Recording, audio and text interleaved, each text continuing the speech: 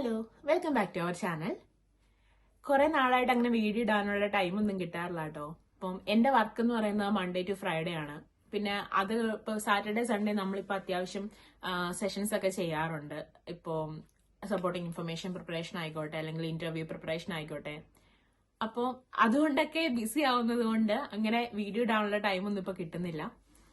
അപ്പോൾ ഇങ്ങനെ ഒരു വീഡിയോ ചെയ്യാൻ എനിക്ക് തോന്നിയതിന്റെ കാരണവും ഇപ്പൊ നമ്മളിപ്പോൾ അറ്റൻഡ് ചെയ്യുന്ന സെഷൻസ് തന്നെയാണ് കേട്ടോ. അപ്പം നമ്മൾ പലരോടും സംസാരിക്കുന്ന ടൈമില് മോസ്റ്റ് ഓഫ് ആൾക്കാർ നമ്മളോട് ചോദിക്കാറുള്ള ഒരു കാര്യമാണ് ഇപ്പൊ ഈ ബാൻഡ് 2 അല്ലെങ്കിൽ ബാൻഡ് 3 നമ്മളൊരു ജോബ് സ്റ്റാർട്ട് ചെയ്ത് കഴിഞ്ഞാൽ എത്രത്തോളം നമുക്കൊരു സ്പോൺസർഷിപ്പിന് ചാൻസ് ഉണ്ട് എന്നൊക്കെ ഉള്ളത്. അപ്പം എനിക്ക് തോന്നുന്നു എനിക്ക് അതിനെക്കുറിച്ചൊരു മീൻസ് എന്റെ പ്രശ്നം എന്തായിരുന്നു എന്ന് വെച്ചാൽ ഇപ്പൊ നമ്മൾ ഈ സ്റ്റേറ്റ്മെന്റ് ഓഫ് ഇമിഗ്രേഷൻ സ്റ്റേറ്റ്മെന്റ് ഒക്കെ എടുത്ത് വായിച്ചു നോക്കുന്ന സമയത്ത് എനിക്കത് കുറച്ചും കൂടെ കോംപ്ലിക്കേറ്റഡ് ആയിട്ടാണ് ഫീൽ ചെയ്യുന്നത്. എനിക്ക് ചിലപ്പോൾ ഒരു ലീഗൽ ടേംസ് മനസ്സിലാക്കാനുള്ള എന്റെ കഴിവിന്റെ പ്രശ്നം കൊണ്ടായിരിക്കും, പക്ഷെ എനിക്ക് കുറച്ചും കൂടെ കോംപ്ലിക്കേറ്റഡ് ആയിട്ട് ഫീൽ ചെയ്യുന്നു. അപ്പൊ ഞാൻ പിന്നെയും കുറച്ചും കൂടെയൊക്കെ അതിനെക്കുറിച്ച് ഒരു സ്റ്റഡി നടത്തി കഴിഞ്ഞപ്പോൾ എനിക്ക് മനസ്സിലായ കുറച്ച് കാര്യങ്ങൾ എന്നാൽ പിന്നെ അത് ഷെയർ ചെയ്യാമെന്ന് ഞാൻ വിചാരിച്ചു. അപ്പൊ കുറച്ച് പേർക്കെങ്കിലും ഇപ്പം ചിലപ്പോൾ എന്റെ അതേ സിറ്റുവേഷനിൽ നിൽക്കുന്ന കുറെ പേരുണ്ടായിരിക്കും. അപ്പം എനിക്കറിയാവുന്ന കാര്യങ്ങളൊന്ന് ഷെയർ ചെയ്യാമെന്ന് ഞാൻ വിചാരിച്ചു. ഇപ്പം യഥാർത്ഥത്തിൽ ഇതിന്റെ ഒരു റിയാലിറ്റി എന്താന്ന് വെച്ചാല് നമുക്ക് ഈ ഇപ്പൊ പ്രത്യേകിച്ച് നമ്മൾ NHS വർക്ക് ചെയ്യുമ്പോൾ ഈ ഒരു സാലറി ത്രെഷോൾഡ് മീറ്റ് ചെയ്യാന്ന് പറയുന്നത് അത് അത്ര എളുപ്പമുള്ള കാര്യമൊന്നുമല്ല. NHS റിലാക്സേഷൻ ഉണ്ടെന്നൊക്കെ പറഞ്ഞാലും അത് ഒരു പർട്ടിക്കുലർ കൈൻഡ് ഓഫ് ജോബിന് മാത്രമാണ്. അത് നിങ്ങൾക്ക് ഇപ്പോൾ ഹെൽത്ത് കെയർ വിസയുടെ അണ്ടറിൽ വരുന്ന കുറച്ച് കാറ്റഗറീസ് അത് നമുക്ക് വെബ്സൈറ്റിൽ നോക്കിയാൽ ക്ലിയർ ആയിട്ട് മനസ്സിലാവും. ഞാൻ പറ്റുമെങ്കിൽ ഒരു ലിങ്ക് താഴെ കൊടുത്തേക്കാം. അപ്പോൾ അങ്ങനെ കുറച്ച് ജോബുകൾ ഇപ്പൊ എന്താ പറയാ, നമ്മള് care worker, senior care worker, അല്ലെങ്കിൽ ലാബ് ടെക്നീഷ്യൻ, അങ്ങനെ കുറച്ച് കാറ്റഗറി ഓഫ് ജോബുകൾക്ക് മാത്രമാണ് അങ്ങനെ ഒരു ഏറ്റവും കുറഞ്ഞ റേറ്റ് നോക്കിയാൽ മതി, ലോവർ റേറ്റ് നോക്കിയാൽ മതി. എന്റെ ഒരു ഓർമ്മ ശരിയാണെങ്കിൽ 23,000 ആണ് ആനുവൽ സാലറി എന്നാണ് എന്റെ ഒരു വിശ്വാസം. അങ്ങനെ ഒരു റിലാക്സേഷൻ വരുന്നത്. പിന്നെ അല്ലാതെ വരുന്ന ജോബുകൾ ഇപ്പൊ നമ്മളോടൊക്കെ സംസാരിക്കുന്ന കൂടുതൽ ആൾക്കാരും അഡ്മിൻ ജോബുകൾ ട്രൈ ചെയ്യുന്ന ആൾക്കാരാണ്. ഒരു ബാൻഡ് 2 ബാൻഡ് 3 എൻട്രി കിട്ടുന്ന ആൾക്കാരാണ്. അപ്പൊ നമുക്കൊരു ജനറലി നമുക്ക് ചിന്തിച്ചാൽ മനസ്സിലാവും, ഒരു ബാൻഡ് 2 ബാൻഡ് 3 കയറി കഴിഞ്ഞിട്ട് നമുക്ക് ആ സാലറി ത്രെഷോൾഡ് മീറ്റ് ചെയ്യണമെന്നുണ്ടെങ്കിൽ ഒരു ബാൻഡ് 6 അല്ലെങ്കിൽ ബാൻഡ് 7 നമ്മൾ എത്തണം. അത് ഈ ഒരു 2 ഇയറിന്റെ ടൈമില് ഒരിക്കലും നടക്കാത്ത കാര്യമൊന്നും ഞാൻ പറയത്തില്ല കേട്ടോ, നടക്കും. പക്ഷേ അവിടെ നമ്മൾ ഒരുപാട് കോമ്പറ്റീഷൻ ഫേസ് ചെയ്യേണ്ടി വരും. കാരണം ഇൻസൈഡ് ട്രസ്റ്റിൽ തന്നെ നമ്മളെക്കാളും എക്സ്പീരിയൻസ്ഡ് ഉള്ള ആൾക്കാർ ഒരുപാട് പേരുണ്ടാവും. ഇപ്പൊ നമുക്കിപ്പം ഇപ്പൊ നിങ്ങൾ ഇവിടെയൊക്കെ ഉള്ള ആൾക്കാരാണെങ്കിൽ നിങ്ങൾക്ക് ഏറെക്കുറെ ഒരു ഐഡിയ കിട്ടിയിട്ടുണ്ടാവും. അപ്പൊ ഇവിടെ എല്ലാവരും ഒരു 16 വയസ്സിലൊക്കെ ജോലി സ്റ്റാർട്ട് ചെയ്യുന്ന ആൾക്കാരാണ്. അപ്പം നമ്മുടെ ആ ഒരു എഡ്യൂക്കേഷനെ കവർ ചെയ്യാനുള്ള ഒരു എക്സ്പീരിയൻസ് ഇവിടെ ഉള്ളവർക്കുണ്ട്. ഇവിടെ ഉള്ളവർക്ക് എഡ്യൂക്കേഷൻ ഇല്ല എന്നല്ല കേട്ടോ, കുറച്ചും കൂടെ നമ്മളെക്കാളും എക്സ്പീരിയൻസ്ഡ് ആവുന്നുണ്ട്. അപ്പൊ അതിനോടാണ് നമ്മളെപ്പോഴും കോമ്പീറ്റ് ചെയ്യേണ്ടി വരിക. അപ്പൊ എങ്ങനെ ഒരു ബാൻഡ് 2 ബാൻഡ് 3 പൊസിഷനിൽ നിന്ന് ഒരു ബാൻഡ് 6 എത്തും, നമുക്കിത് മീറ്റ് ചെയ്യാൻ പറ്റും എന്നൊക്കെ ഉള്ളതൊരു ചലഞ്ചിങ് ആയിട്ടുള്ള കാര്യം. ഞാൻ മെയിൻ ആയിട്ടും ഫോക്കസ് ചെയ്യുന്നത് ഇങ്ങനെ അഡ്മിനിസ്ട്രേറ്റീവ് കൈൻഡ് ഓഫ് ജോബുകളിൽ വരുന്നവരാട്ടോ. നമുക്ക് ഇപ്പൊ ഒരു ഡയറക്റ്റ് ഒരു ഹെൽത്ത് കെയർ അല്ലെങ്കിൽ ഒരു ഹെൽത്ത് റിലേറ്റഡ് ആയിട്ട് വരുന്ന ഫീൽഡ് ആണെന്നുണ്ടെങ്കിൽ നമുക്ക് ഡയറക്ട്ലി ബാൻഡ് 6 ബാൻഡ് 7 എൻട്രി കിട്ടും. അങ്ങനെ അല്ലാത്ത ഇതിനെ കുറിച്ചാണ് ഞാൻ മെയിൻ ആയിട്ടും പറയുന്നത്. അതാണ് അതിന്റെ ഒരു വശം. പിന്നെ എന്ന് പറയുന്നത് നമുക്കിപ്പോ ഒരു വിസ വേണം എന്ന് ഒരു റിക്വസ്റ്റ് കൊടുക്കണമെങ്കിൽ, ഇപ്പൊ HR-നോടൊന്ന് റിക്വസ്റ്റ് കൊടുത്ത് സംസാരിക്കണമെങ്കിൽ കൂടിയും നമ്മൾ ആ മിനിമം 70 പോയിന്റ്സ് എന്ന് പറയുന്ന ആ ഒരു കാറ്റഗറി മീൻസ് ആ ഒരു റിക്വയർമെന്റ് നമ്മൾ മീറ്റ് ചെയ്യണമല്ലോ. അപ്പൊ അതിന് വേണ്ടിയിട്ടും പല സ്റ്റെപ്പ് ഉണ്ട്. ഇപ്പം എന്താ പറയാ, ഇപ്പൊ നമുക്കൊരു വാലിഡ് ആയിട്ടുള്ള ജോബ് ഓഫർ ഉണ്ടെങ്കിൽ നമുക്കൊരു 20 പോയിന്റ് കിട്ടും. നമ്മുടെ എഡ്യൂക്കേഷൻ ഇതിനെ അഫക്ട് ചെയ്യുന്ന ഒരു ഫാക്ടറാണ്. ലാംഗ്വേജ് റിക്വയർമെന്റ്, അങ്ങനെ പല ഫാക്ടേഴ്സ് കഴിഞ്ഞിട്ടാണ് ഈ ഒരു 70 പോയിന്റ് എന്നുള്ളതിലേക്ക് നമ്മൾ എത്തുക. പിന്നെ ഒരു ഷോർട്ടേജ് ഒക്കുപേഷനിൽ വരുന്ന ജോബ് ആണെങ്കിൽ ഒരു 20 പോയിന്റ്.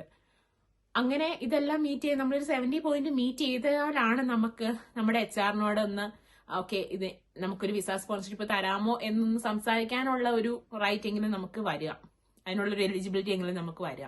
അപ്പൊ അങ്ങനെ ഒരു ഫാക്ടർ അവിടെ ഉണ്ട്. പിന്നെ എനിക്ക് പറയാനുള്ളൊരു കാര്യം, നിങ്ങൾ മെയിൻ ആയിട്ടും സ്കിൽഡ് വർക്കർ വിസ ലിസ്റ്റുകൾ മീൻസ് അതിനകത്ത് വരുന്ന ജോബ് കോഡുകളെല്ലാം ജസ്റ്റ് ഒന്ന് ചെക്ക് ചെയ്തേക്കുക. ഷോർട്ടേജ് ഒക്കുപേഷനിൽ വരുന്ന ജോബ് കോഡുകൾ ഏതൊക്കെയാണ് എന്നുള്ളതിനെ കുറിച്ചൊരു ധാരണ എപ്പോഴും വരുത്തുക.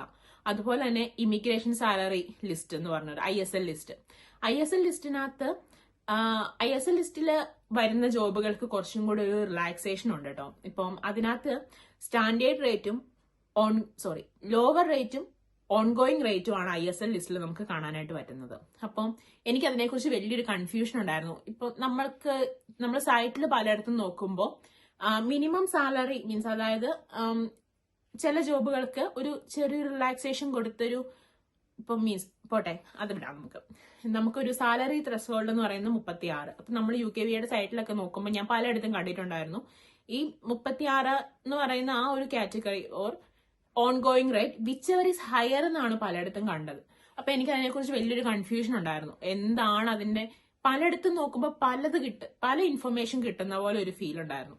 അപ്പൊ ഞാൻ ഒരു തവണ ഇങ്ങനെ ഇതിനെക്കുറിച്ച് വ്യക്തമായിട്ടൊരു ഐഡിയ കിട്ടാൻ വേണ്ടിയിട്ട് ഞാൻ ജസ്റ്റ് ഒന്ന് UKVയുടെ ഹെൽപ്പ് ലൈൻ നമ്പർ ഉണ്ട് UKVക്ക് ശരിക്കും.